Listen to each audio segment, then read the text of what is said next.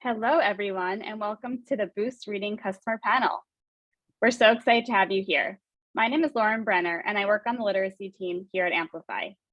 Before we get started, I just wanted to jump in and share a few things. Today's webinar will be recorded, and we'll email out the recording link for you to rewatch as you'd like. And everyone here with us today will also receive a certificate of attendance. You'll likely receive that next week. If you want to access the captions, click on Live Transcript, the CC button in the bottom tray of your Zoom browser. Throughout the webinar, if you have any questions, please pop them in the Q&A and we'll try to get to them at the end. We welcome comments in the chat throughout the presentation. We have more webinars scheduled for this series, so if you haven't already signed up for more, please do. Just visit amplify.com/literacy-is-opportunity-series to see what else we have in store for you. We'll also drop that link in the chat. Now I'd love to pass the mic over to two of my incredible colleagues, Charissa Snyder and Cynthia Shields. Cynthia and Charissa, over to you. All right, well, thank you so much. And I just want to welcome everyone that's here on their Friday afternoon or morning, just depending on where you're coming from. I just applaud you all for continuing your learning and your growth and your improvement in learning about just some different experiences. So I'm going to go ahead and just introduce myself, and then I'm going to pass it over to my wonderful colleague for her to introduce herself. But my name is Charissa Snyder, and I'm a literacy specialist here at Amplify. But before working for Amplify, I was a first and second grade teacher where I actually got to use Boost Reading. It was formerly called Amplify Reading. So if you hear us interchangeably say Boost Reading or Amplify Reading, it is because it will now be called Boost Reading, but I got to use it within my classroom in my beautiful state of Colorado. And this is really where I got to truly see how rewarding it was and see how students were so engaged within it.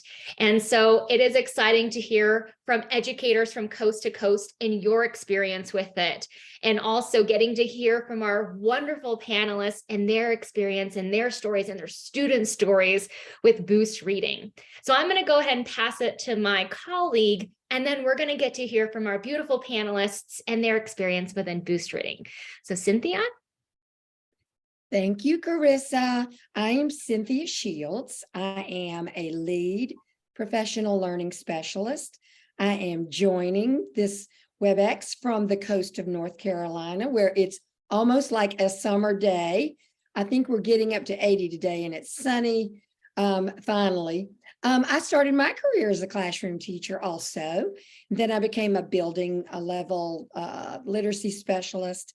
Before retiring from my district down here in the coast of North Carolina, I was the ELA supervisor for pre-K through early college. That sort of spanned some needs, that's for sure.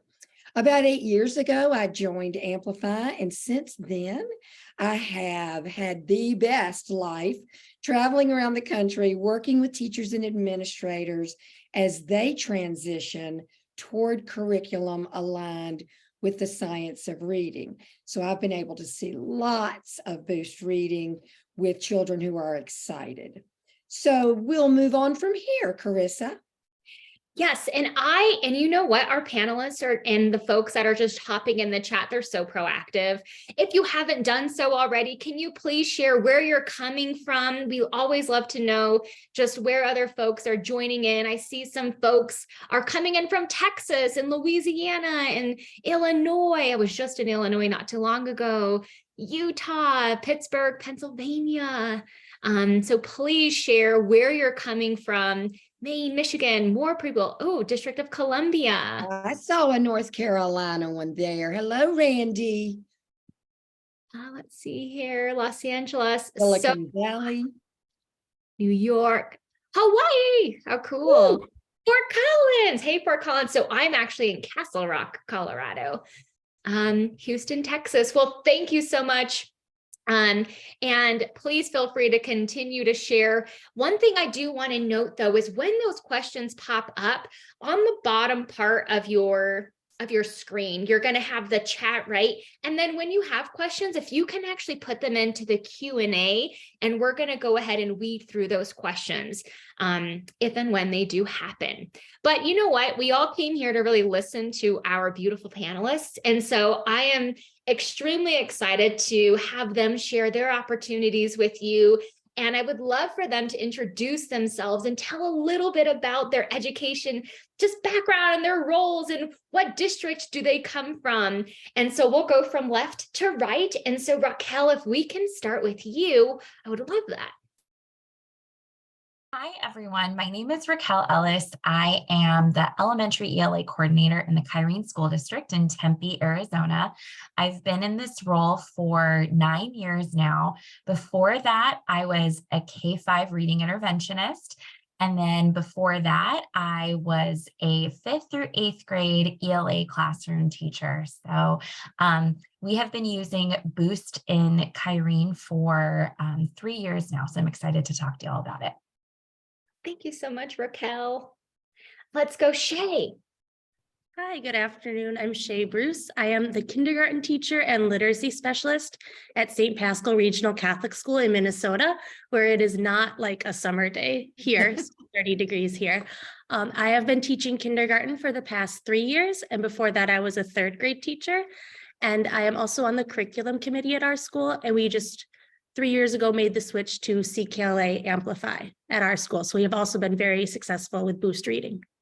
Great. Wow. Thank you so much, Shea. And Miss Candace. Yes, good afternoon or good morning, depending on where you are. My name is Candace Scott. I live in High Point, North Carolina, and I am a multi-classroom leader. I was a classroom teacher for 10 years, and this is my 7th year serving as a curriculum coach.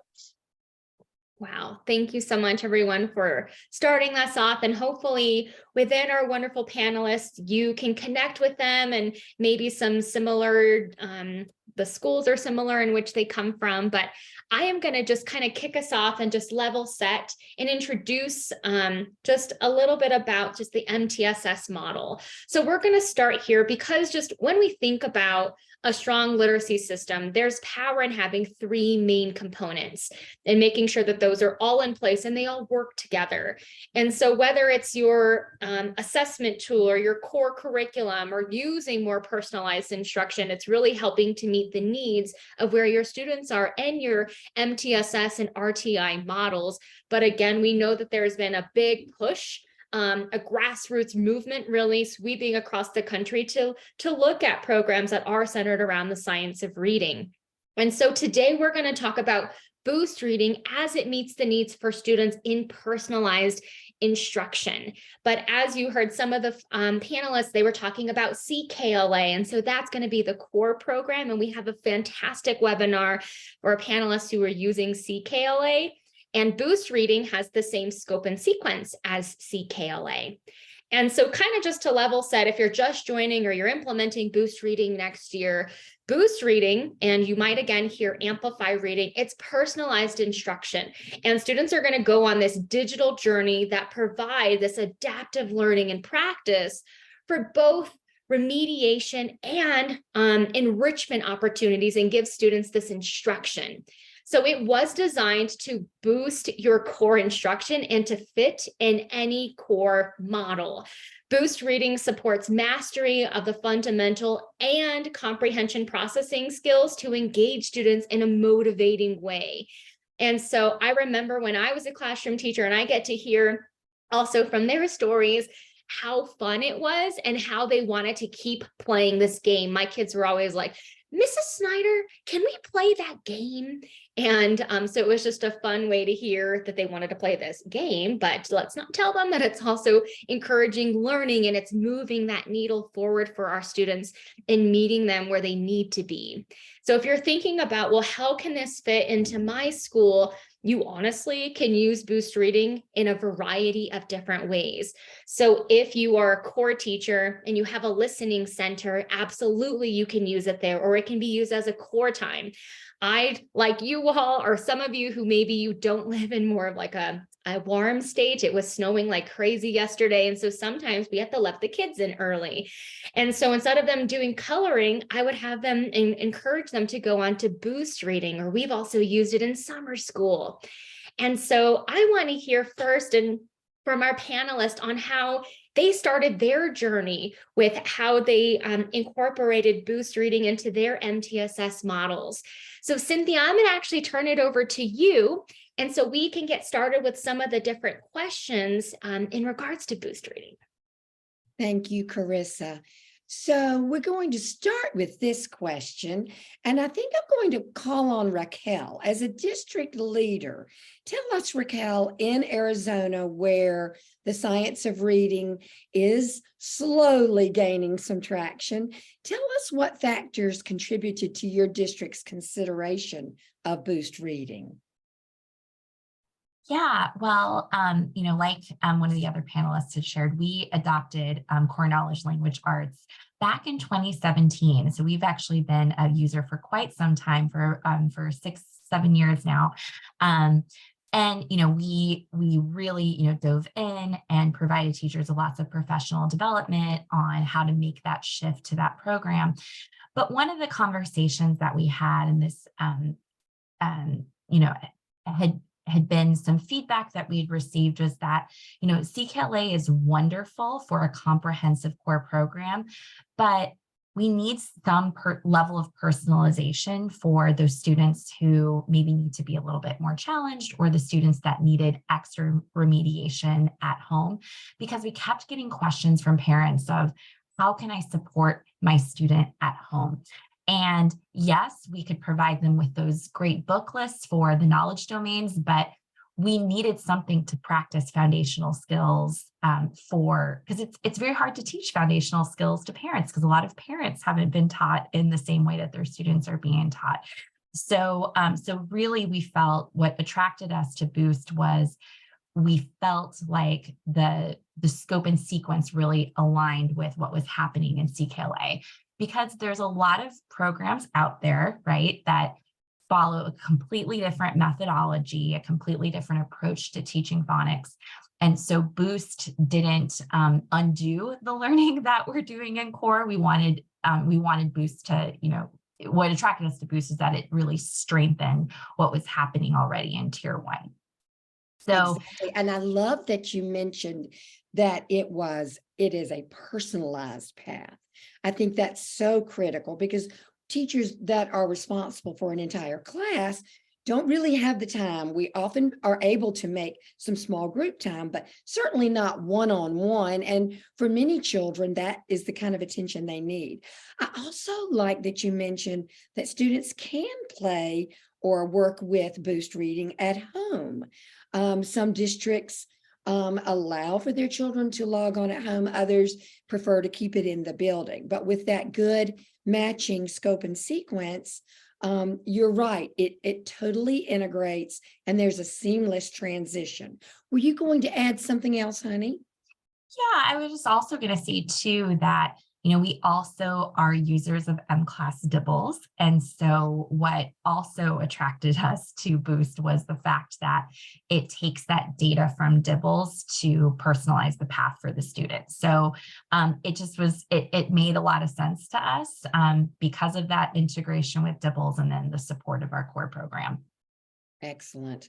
Well, yes, and we're so happy with all of our literacy suite tools. I know that other districts use other assessments, use other cores, and the wonderful thing is, since they're all of our solutions are built on the science of reading, these Boost Reading will certainly complement whatever your assessment or your core may be. Let's go on to the next question. And I'm going to dovetail off of that, if that's okay, Cynthia. Absolutely. And I'm so glad, Raquel, that you talked about that. So the way, and we saw in that early literacy suite, they all have the same DNA. So CKLA, M-Class, Boost Reading, so they all talk to one another, which is nice.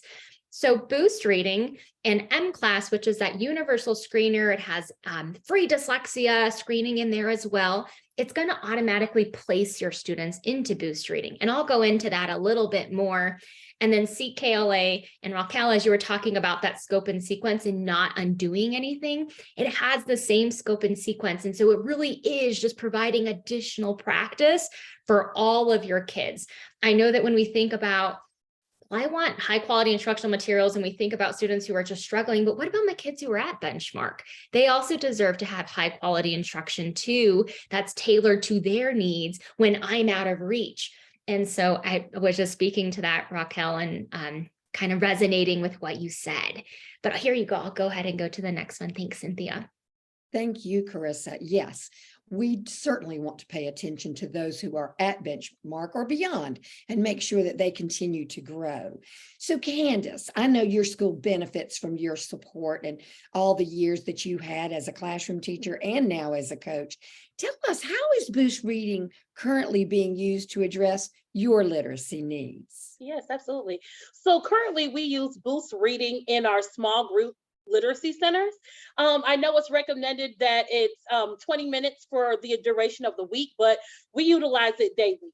So scholars are engaged at least 10 minutes independently in their literacy sessions, and they see their teacher as well. So it's really impacted the data in a big way. It's also helped us dive into the data. So to see specifically what scholars need to work on and share that information with their caregivers as well. So currently, we have a couple teachers out, and really teaching teachers the foundational skills can be hard too, or subs in that manner. So this is a great supplement for that, and it's giving access to learning for all scholars. So we've seen the benefit, and just like Raquel stated, we are CKLA users and M-Class users, and everything aligns together. So looking at the progress monitoring and looking at the progression of scholars from the beginning, middle, and soon to be end of the year has truly shown that Boost Reading has impacted their learning. I love your enthusiasm. You're exactly right. And I love that you mentioned the reality of our staffing in schools now. So anytime that we can lean on whatever resources we have and lean into them, we certainly need to do that. You covered a lot, and I appreciate that. Any other input from our people? Okay, let's go on to our next question then. So Shea, as our kindergarten teacher and specialist, how would you describe the impact Boost Reading has had on your students? They absolutely love Boost Reading. So at this point in kindergarten in March, we can do stations for about 12 to 15 minutes at a time before they have to switch. And they look forward to the technology station every single day because they get to go play the games. So they're interested, they're excited. And what's more is they're very successful, because what I've noticed as the teacher who's also using CKLA, their games are warm-ups. So the warm-ups that they've already practiced and been successful with, the segmenting, the blending, now they're playing games about it. So they're feeling very successful as they're on the app. And then what I like from the teacher, I've also been impacted in my small groups. It helps me have more flexible grouping in my small groups. I can actually see what foundational skills or what vocabulary skills the students are still needing to work on. So then I can target their specific area of growth when they come over to me. Like, okay, these students need to work on this. And it just helps me have more different groups than just, you know how you get into these are the high kids, they have it, they don't yet. And it really helps me kind of pick and choose. Something interesting and really successful that my school does too is we write an individual learning plan for each student, and we share it with families. And it helps me be very specific to families more than please read with your child at home, which is always good. But it says your child, based on their personalized path from Boost and all of our other assessments, they really need to work on their vocabulary. So how about at the library, you pick out some books with some really rich vocabulary and talk about those words? How about you find rhyming words and you play rhyming games back and forth, or you speak in code? Can you go, it's time to go to B-E-D. bed. It's just little things like that. Parents and families really enjoy more specific things we can do. So not just the students have been impacted by Boost, but I think everybody involved in the child's education has really enjoyed it. Wow. Wow. Let me go back to something you said at the beginning when you first started speaking about the success. And we know that a good learning progression is to start with a warm up or some kind of review to make sure that we're maintaining our skills and not only maintaining, but moving toward automaticity. And that requires so much practice. But you also mentioned that they're successful and that confidence. If I'm successful with the warm up, then I can learn the next thing. And so that confidence carries. But Shea, how powerful that you have another tool with which to communicate with caregivers and with that home. We all strive for a strong homeschool connection. It's easier in some situations than in others, but being able to give very focused and again, personalized suggestions to families and students just is going to have that much more powerful impact than we can ever imagine. Thank you for sharing that. Now, Shea, I'm thinking that you, in a way, have mentioned the reports from Boost Reading, and that is what you're pulling. Tell us a little bit about using those reports. Yeah, the teacher dashboard, was just looking at it this morning, super helpful. I really would like to, as the literacy specialist, I have access to all of the grades. So I'm able to look and see where the first grade is, where the second graders are. And then I meet with teachers and I say, hey, do you notice that this is a trend in your class, that maybe your students have a gap here, or you could maybe try a different warm up, that they're still not, you have mastering this skill yet. So it's just really good teacher communication too, when we meet in our small PLCs, we call them. So that's super helpful. And again, we share it with the families as well. Wonderful use of reports. Candace, I'm going to come back to you. Tell us how you have been using the reports. Yes, so teachers are really using the reports to dive into their data. I know Charissa mentioned, our high kids need to work on things too. So again, diving into those reports and letting parents again know what they can do to work on at home with vocabulary or what other skills they need to work on. So it's really having the individualized plan for each child. And again, getting away from the generic comments on report cards and interims and being specific in what children need to work on. I love that. Yes, I remember those days of filling out those report cards and coming up with something different to say about every single student. And yeah, so anything that we can pull from there, excellent.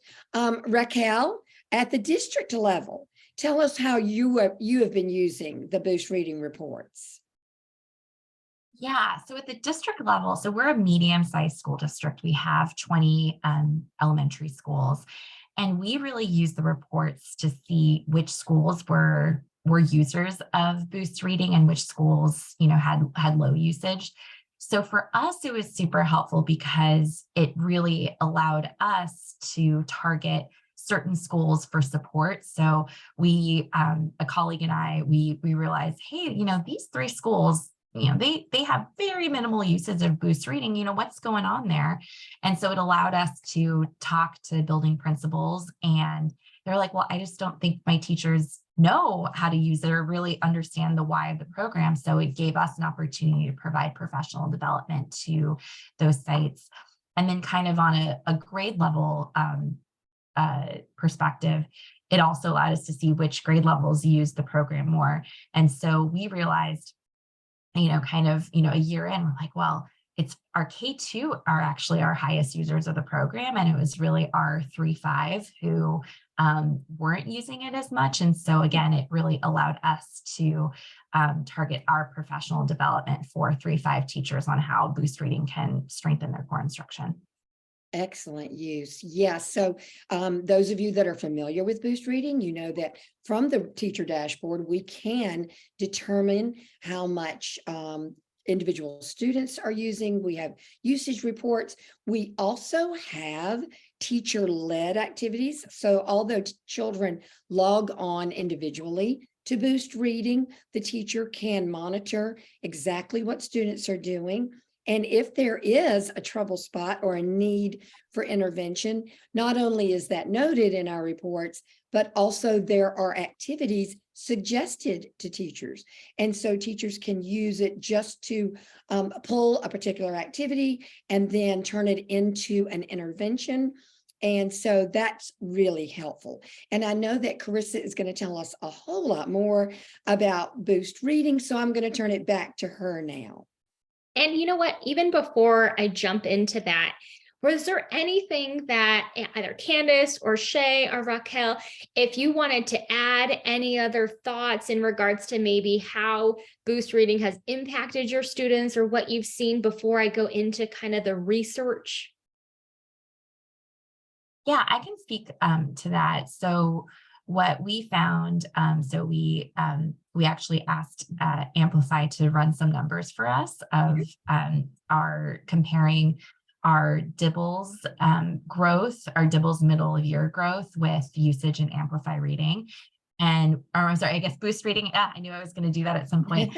And, but what we found is the students who were meeting the recommended usage per week, so that 30 minutes of usage, they were much more likely to have to average or above average growth on DIBELS than students who weren't meeting that. So we found a extremely positive correlation between the amount of minutes spent in boost reading and then growth on DIBELS.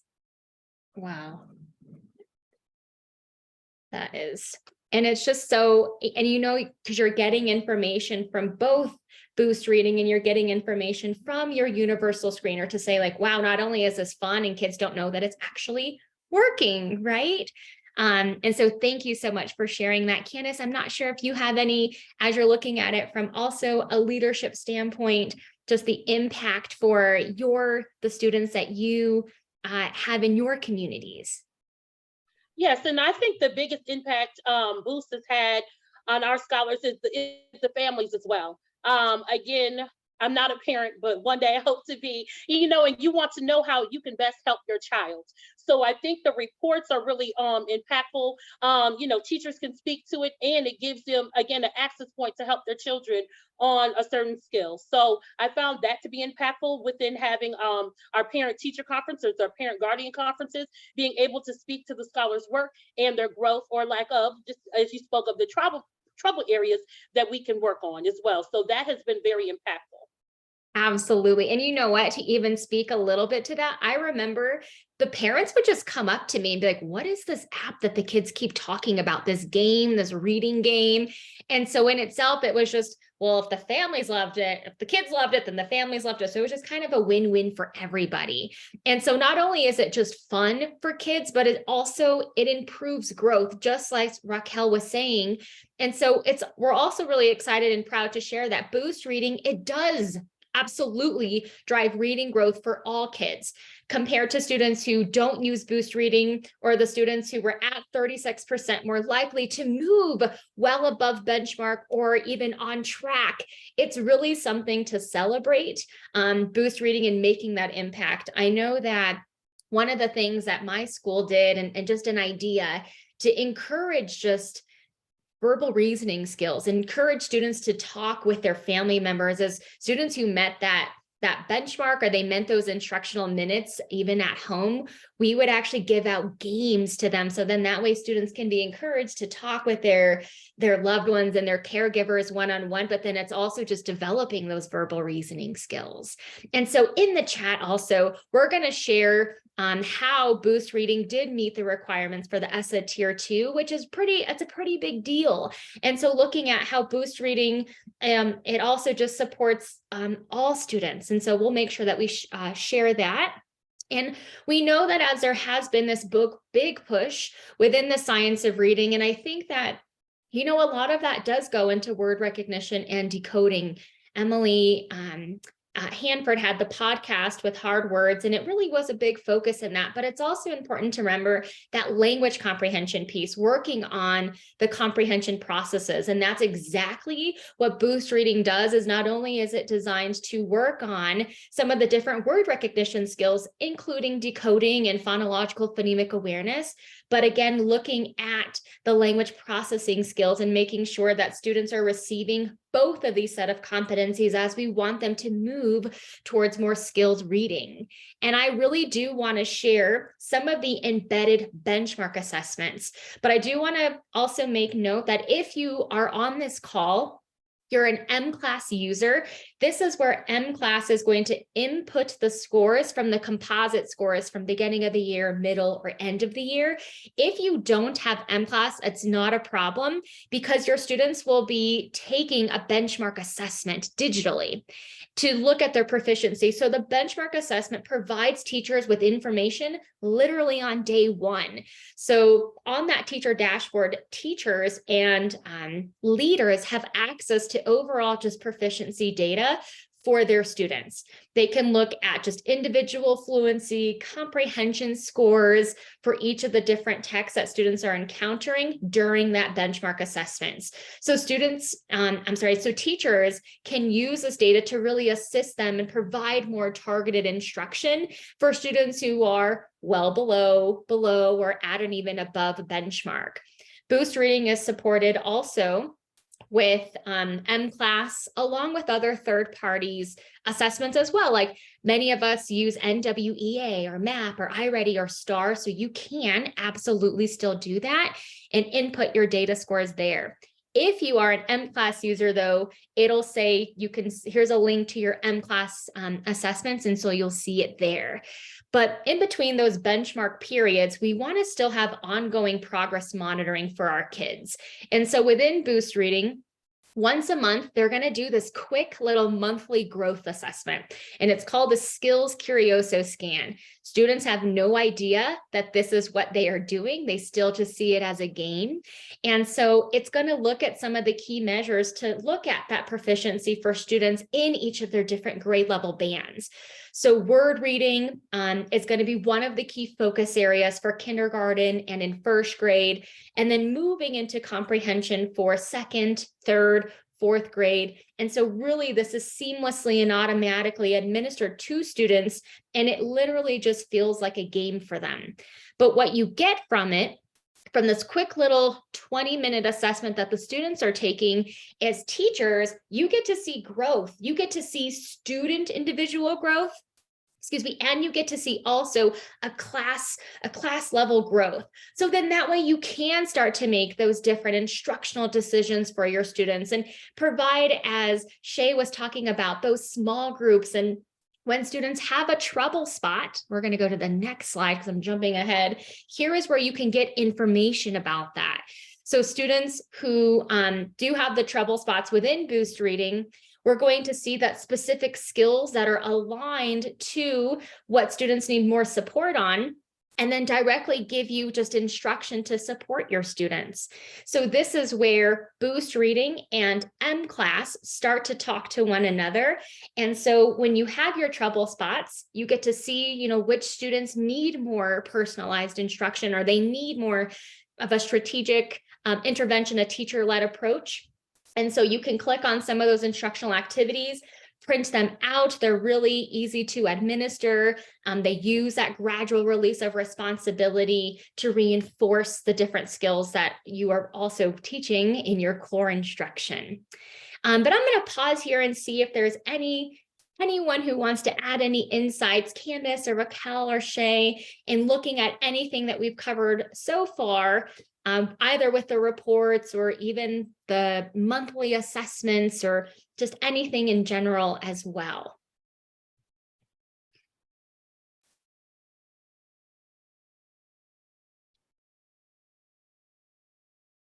I just think we all go back to the fact that the kids love it.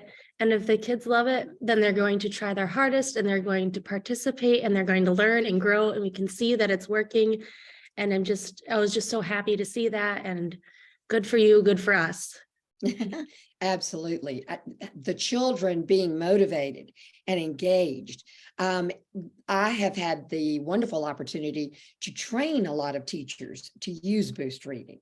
And it is such an easy training period because everyone is excited about Boost Reading. And as important as it is that the teachers enjoy it and the students enjoy it, of course, some of the wonderful features that we've talked about take center stage. Raquel, would you like to share anything else? Sure. I was just thinking, just as all of you ladies have been so eloquently discussing Boost Reading, one of the things I want folks out there to just keep in mind if you start using Boost Reading is that the program does look different, and it looks different for a reason, right? Because for so many years, the programs that are out there, right, or the products that are out there have not been following what we know about best practices in reading. And so I think that, just keep in mind just to kind of stay the course, right? Because you will get questions from parents sometimes.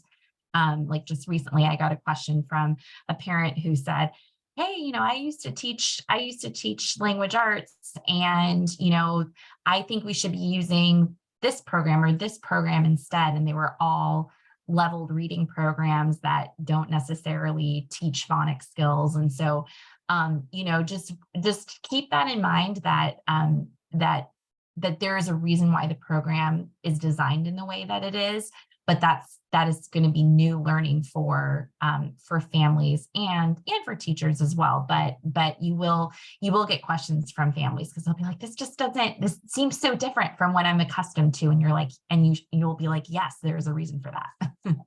Excellent. Yes. Yeah. Being prepared for some of those questions.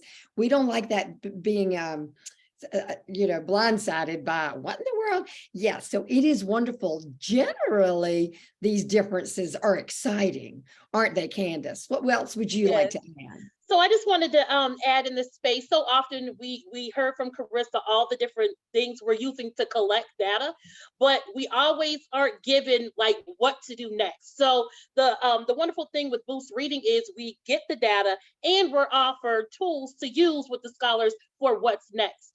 And that has been very helpful as teachers are planning their small group instruction, to having the tool right there that they can download, they can take in and execute with scholars. So that I just wanted to lift that in this space. Thank you. I'll tell you, this panel has added more to what we already know about Boost Reading. Charissa, even though we feel like we're the experts, I feel like what they have brought in has really enhanced my understanding. For those of you that are interested in learning more, let us share with you something that we have. And if you're looking for that information from the most respected experts out there, consider this. We are so proud of our Science of Reading podcast hosted by Susan Lambert. Nearly 100 episodes over the last 3 years, and there have been over 3 million downloads. So here's the commercial. Wherever you access your podcasts, whether it is through the Apple Store or Spotify or whatever, look for Science of Reading, the podcast that is provided there for you, and you will have lots of information. There are podcast episodes from Tim Shanahan, from David Lieben with Student Achievement Partners, really all the rock stars, Tim Rosinski. Just get in there and dig, and you will be able to get more information. So Charissa, tell us a little bit about this QR code. Yes. Okay. So if maybe you missed any of the other webinars talking more about CKLA, right? And I know that there had been a little bit of questions in regard to CKLA, and absolutely, I think that we have some CKLA experts in here as well with our beautiful panelists. But we also had a specific webinar for CKLA. And so maybe some of those questions were going to be addressed there, or we are looking at the assessment. So talking about M-Class, which they were all mentioning. So there is also an upcoming webinar within M-Class. So I will keep this up for just however long you want me to, but so that way, if you have your phone right next to you and you want to grab the QR code and register for it, or maybe you have a teacher who just wasn't able to join this webinar, but you think that this would be helpful for them and you want to just send them information on registering so they have the recordings later on, absolutely, you can do that. So then they also have information on it. But I do want to just say, one, I think the grace of time is so great. And so giving you back a little bit of that time so you can enjoy the rest of your Fridays, and making sure that you are staying safe over the weekend. I know that we probably have a couple of questions in the Q&A. And so I'm going to see what questions we might have, or Lauren, if we have any additional questions that we can look at. Yes, thank you, Chris and Cynthia, for leading such an insightful presentation, and to all of our panelists for sharing all of your experiences with us. It's great to hear about boost reading in your classrooms and the experience that you all have. A few questions come in. One question came from Michelle. Where was the place to input data from other sources if not using M-Class? Yes, so when you get boost reading information, there are 3 tabs up at the top. There's teacher resources, and that gives you access to a variety of different PDFs within the trouble spots. And then there's also something else where it has information. It's a Q&A, and there's just a plethora of different information. And on that tab, and maybe Cynthia, you know what it's called at this moment, but when you click on there, it gives you instructions on how you can use some of those other third-party assessments to input that data. And then, so once you have the data inputted, let's say from an NWEA map, and then students are also practicing on boost reading, it's going to help level set with where the students are. So one of the things I also want to just include is if you have upper grade students who are in 4th and 5th grade, and you notice that the student is like, well, Mrs. Snyder, I'm still on quest blank. I'm still on the second quest. The reason behind that is because there are less amount of quests in those upper grades, but that's because the rigor goes a little bit deeper for those students. And so I just wanted to kind of mention that as well, if that is a question that has been pondering and you didn't have an opportunity to type it in the chat. Yes, and Great, I saw you. another question about middle school. Are you going to address that, Lauren? I believe it's being addressed in the chat. Okay, awesome. Yes, Thank we're you. getting the correct response for that. Thank you for your patience. All right. Another question that came in from Tracy. Would boost reading be good for a literacy specialist to use as standalone, or does it need to be used as a tier 1 whole class participation? Interesting question. So I think that the flexibility of boost reading would find that it is powerful in almost any situation. It does not have to be used whole class at any given time.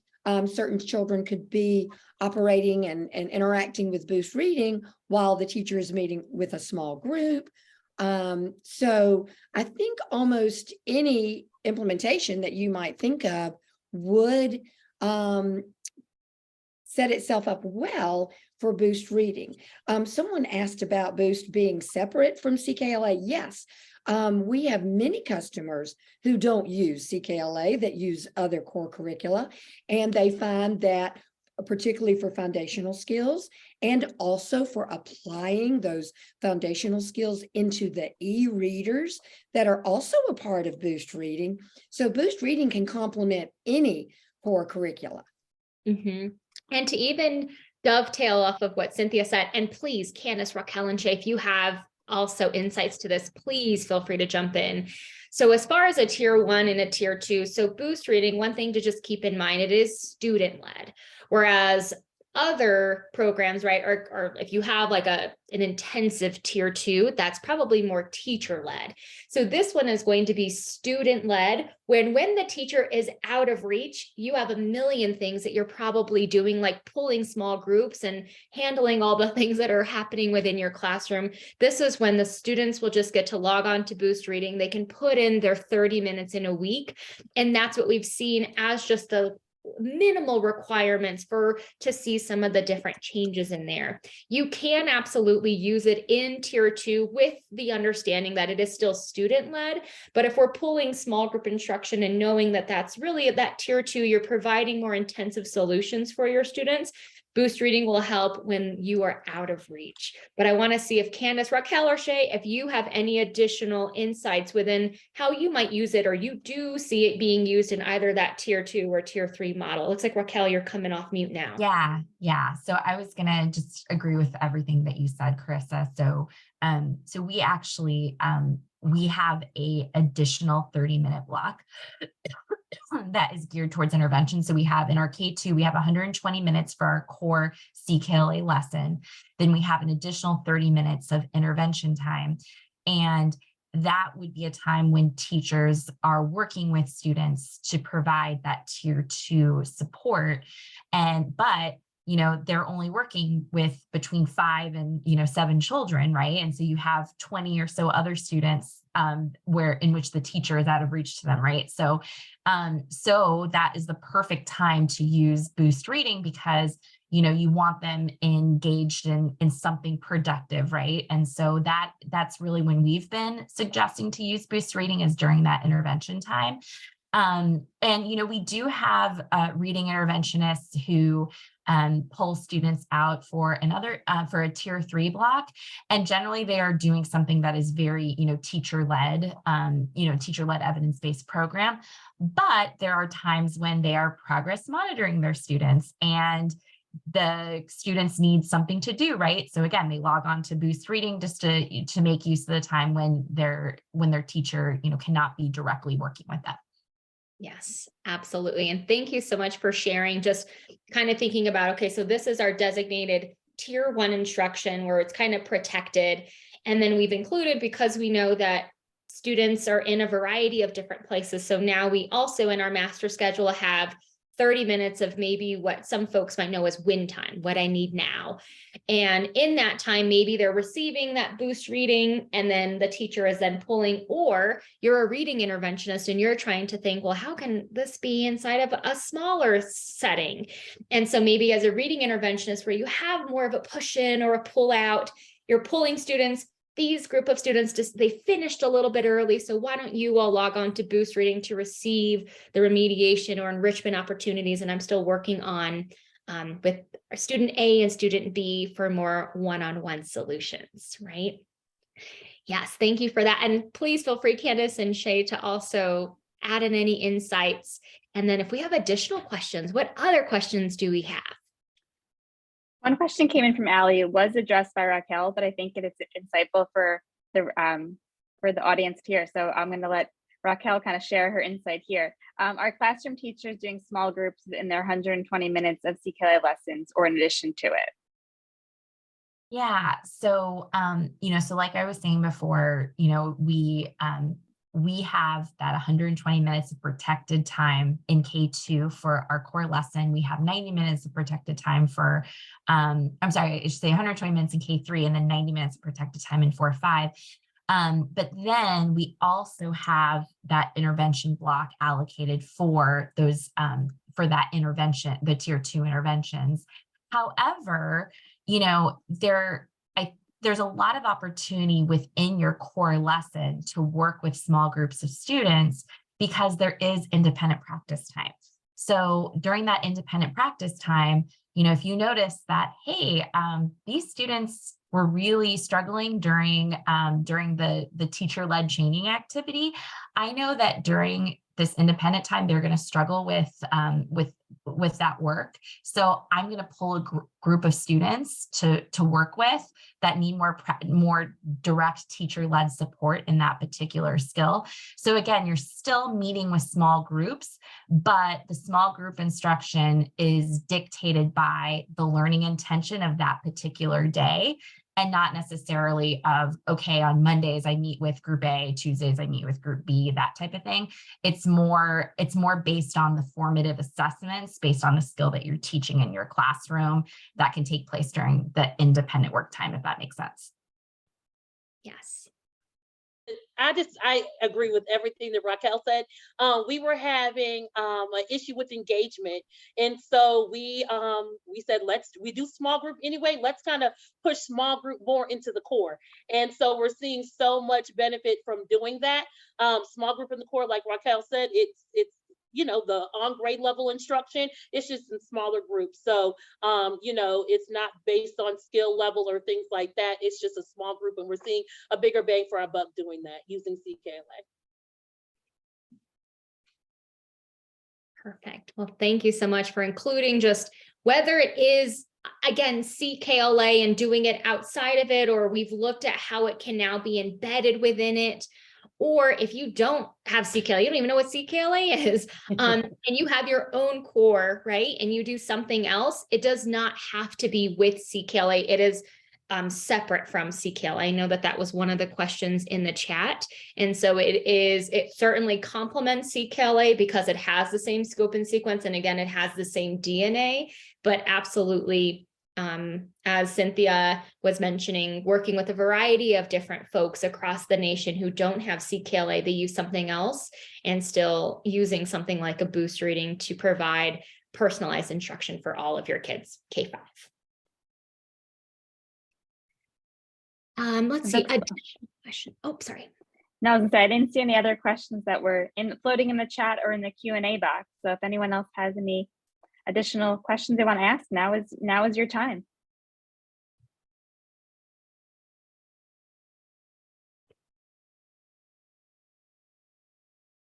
These questions have been certainly very thoughtful in terms of how to make boost reading work within your own situation. And I think that flexibility is so powerful, because we have a variety of situations across our country, and we're thrilled at Amplify that we can meet the needs of so many teachers and students. Yes. Oh, here's one: pairing with Amplify Science. So Charissa? Okay, so within Amplify Science, so boost reading is going to cover those literacy needs based on some of the different sub skills per whatever grade level students are in. And so you'll see a little circle where we can see how many of those sub skills have been mastered. So it can certainly enhance and deepen those conversations within Amplify Science.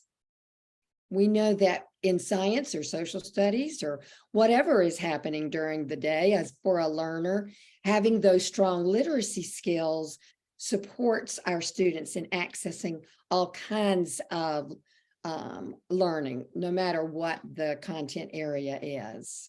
That's exactly correct. And so kind of to address, you're new to Amplify Science, Tracy. So when thinking about boost reading, and I like to visualize the simple view of reading, within science, it's a lot of that critical thinking skills. And so you're looking at that, and you're looking at the other part of the rope or the other part of the factor within the simple view of reading, that language comprehension. So students are practicing comprehension processing and mental models and how to create a picture in your brain. And they're looking at each of those skills needed to do that. So then that way they can participate and feel successful during other parts of the day, such as science and social studies.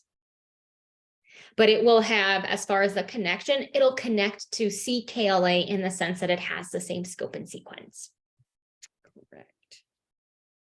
And there's going to be a link for your certificate.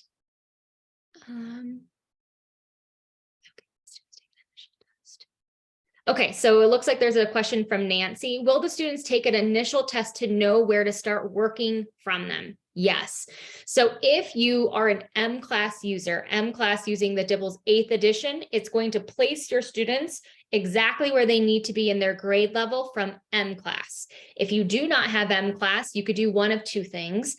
If it's one of the third-party assessments that you use, like NWEA or STAR, you can pull that and you can link it into Boost Reading and it'll place your students. If you don't want to do that either, the students can also just take that benchmark assessment. From that benchmark assessment, it'll place the students in their overall grade level band. And depending on how the students did, it'll place them in a different part of that grade level band. And then this is where they're going to pass through those quests. And then they'll still have the adaptability through those skill games to really kind of help level set and acclimate to where the student is. So the more minutes that the students are on Boost Reading, the more that Boost Reading is going to acclimate.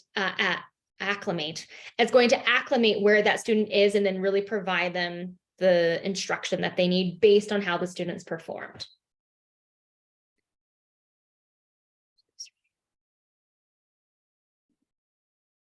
Yes, absolutely. I think some of these questions about how to sync M-Class and how to access Boost Reading, a lot of these questions are answered by our implementation team. As soon as you have acquired Boost Reading, you will have an implementation specialist that helps you work through all of the logistics in terms of knowing what devices you can use and how to get started.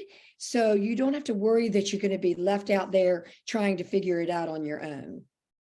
Yes, absolutely.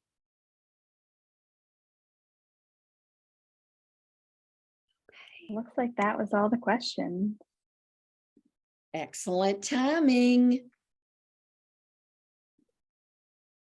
All right, well, we're going to give you back a couple of minutes to enjoy the rest of your Fridays. And I definitely still encourage you, if you want to learn more about Boost Reading or any of the other webinars that we have coming up, you can go to this QR code and definitely sign up and register.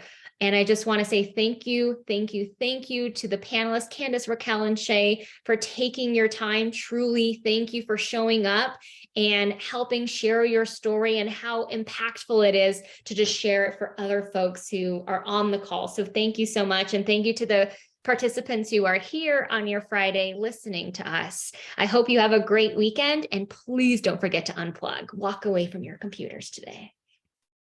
Take care. Bye-bye.